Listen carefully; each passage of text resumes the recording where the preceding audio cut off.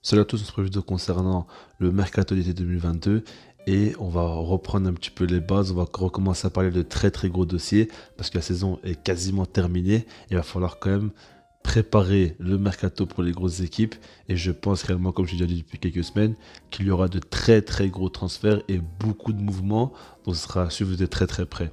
Alors on va commencer par le premier dossier qui concerne le Norvégien Erling Haaland qui serait donc très très proche de signer à Manchester City. Fabrizio Romano annonce que ça devrait être officiel carrément dans les prochaines heures, ce serait déjà bouclé. Et c'est assez fou quand même ce qui se passe. C'est comme je l'ai déjà dit, si je me mets dans la position du joueur, je pense que City c'est quand même la meilleure offre pour lui. Si on compare au Real Madrid où il y a déjà Benzema, Mbappé va arriver, Vinicius est déjà là, donc il y a quand même pas mal de monde en attaque. On compare au Barça qui a un très bon projet, mais il n'y a pas encore énormément de garanties. Et après City qui a déjà une super team où tu as l'impression qu'il manque plus qu'un neuf pour pouvoir finaliser tout, même si il faut prendre en compte le fait que Guardiola aime bien jouer sans neuf et performe beaucoup comme ça. Parce qu'à part Lewandowski, il n'a jamais vraiment joué avec un pur numéro 9. Peut-être Agüero aussi. Encore Agüero, c'est un joueur qui participe énormément dans le jeu. Donc c'est compliqué vraiment de se situer là-dessus. Mais personnellement, je pense que Haaland peut faire passer un gros cap à City et pourra encore plus débloquer des situations. Et quand on sait que la Ligue des Champions est vraiment une compétition assez irrationnelle dans les derniers matchs, où il se passe clairement des folies, avoir un fou, un psychopathe comme Haaland dans son équipe, ça peut que être un atout ultime, surtout qu'il y a tous les joueurs possibles, imaginables pour le servir. On voit des joueurs comme Foden, Kevin De Bruyne, Mahrez, Bernardo Silva, c'est des joueurs qui pourront vraiment lui donner des caviars. Je ne parle même pas de Cancelo, encore il y a plein d'autres joueurs que je pourrais citer. Mais en tout cas, vous avez compris l'idée. Il pourra vraiment marquer un nombre de buts assez incalculable. On verra bien ce qu'il va donner. En tout cas, il aura une énorme pression sur lui. Et si jamais les premiers matchs ne se passent pas bien, les premiers mois, ça reste très compliqué. Alors je ne vous cache pas que moi, de base, je le voyais potentiellement bien au Barça. Là maintenant, de ce qu'on voit, il devrait aller à City, c'est quasiment bouclé.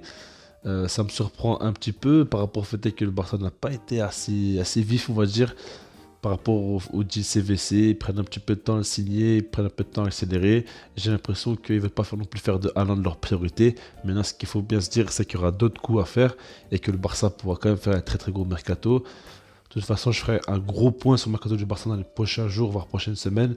Ne vous inquiétez pas. Alors, on va passer maintenant à la seconde info, et là ça concerne donc ce remplaçant à Dortmund qui est Karim Adeyemi. J'en ai déjà parlé, c'est quasiment bouclé, il va signer à Dortmund, signer un contrat de 5 ans. Et honnêtement, c'est un super coup de la part du Borussia Dortmund. Je pense vraiment que c'est un joueur qui pourrait s'épater en Bundesliga, qui pourrait performer. Alors, il faut encore qu'il confirme, il va falloir encore qu'il prouve qu'il peut atteindre un niveau très très haut, parce que c'est un joueur qui a un fort potentiel, mais qui n'a pas non plus encore démontré qu'il pouvait performer dans de très très gros matchs. Mais ça reste un joueur avec un profil très intéressant, qui pourrait bien combiner et, avec les joueurs de Dortmund et aussi marquer un quota de but. C'est un joueur assez complet quand même, je trouve. Mais je pense que pour lui, le fait de rejoindre Dortmund, c'est vraiment un très bon choix de carrière parce que je ne le vois pas encore prêt à rejoindre directement un top club. Je pense qu'il a encore besoin d'une étape intermédiaire et c'est le moment pour lui de rejoindre Dortmund, surtout que Haaland part. Donc franchement, ça me paraît quand même très très fort, que ce soit côté Dortmund, comme côté Adeyemi. Après, bien sûr que Dortmund va perdre beaucoup de qualité en perdant Haaland et que Adeyemi va certainement marquer beaucoup moins de buts. Mais en termes de qualité pure sur le terrain, c'est quand même intéressant. Et si jamais ils ne sont pas prêts à investir énormément d'argent et qu'ils veulent continuer leur politique d'acheter des jeunes joueurs et de les faire progresser, bah dans ce sens-là, Adeyemi c'est quand même ultra intéressant. Donc à voir ce que ça va donner. Pour terminer, on va parler maintenant de Rafinha qui devrait rejoindre le Barça. Alors je vous explique un petit peu ce qui se passe. Et moi, je pense réellement que ce transfert-là va se réaliser et je miserai beaucoup là-dessus. Alors en fait, Rafinha côté Leeds, c'est clairement la fin, on le sait. Ils vivent quand même une saison très très compliquée. Et là, en fait, il reste plus que 3 matchs en PL. Faudra voir s'ils vont descendre en deuxième division ou rester en première ligue. Mais si jamais ils descendent de deuxième division, eh ben, ils devront le laisser partir et avec une clause de 25 millions d'euros seulement, ce qui est quand même très très peu. Et dans ce cas-là, je pense que le Barça, comme beaucoup d'autres clubs, vont sauter directement sur la clause. Et honnêtement, je pense que c'est possible qu'ils soient en deuxième division parce qu'ils ont une dynamique quand même très très compliquée et qu'ils ont des matchs quand même assez difficiles à jouer. Donc il faudra voir, en tout cas, même si que Leeds reste en première division, ben, il demanderait que 40 millions d'euros pour le laisser partir. Ce qu'il faut savoir, c'est que Rafinha, son agent, c'est Deco. Deco qui travaille avec Laporta. Et en plus de ça, le joueur voudrait rejoindre le Barça.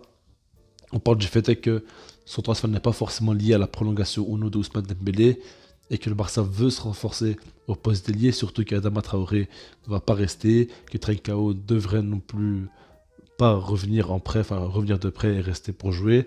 Donc du coup, Rafinha devrait très certainement signer au club.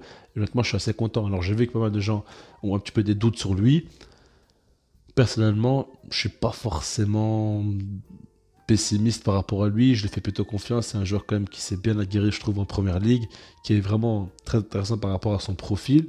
Et c'est un joueur, contrairement à Dembélé, qui, ok, il peut apporter des équilibres, peut-être moins que Ousmane Dembélé, mais en tout cas, dans la finition, il est déjà beaucoup plus intéressant. Donc, c'est un ailier qui est meilleur dans la prise de décision par rapport à au geste final, que ce soit au niveau de la passe ou au niveau du but, contrairement à Dembélé qui est beaucoup plus dans la passe que dans le but.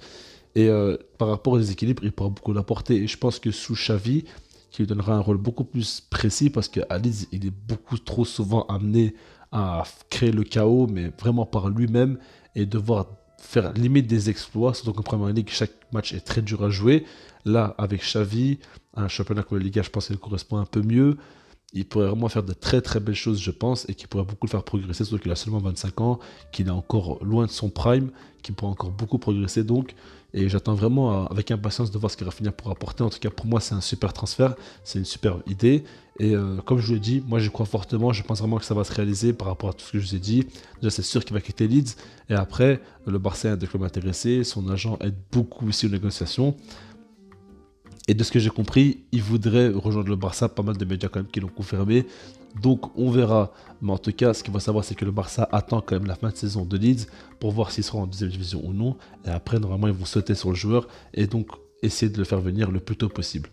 Je sais pas comment est-ce que vous en pensez par rapport donc à Rafinha, à Haaland, à Adeyemi. Et puis sinon, moi, je vais dire peace.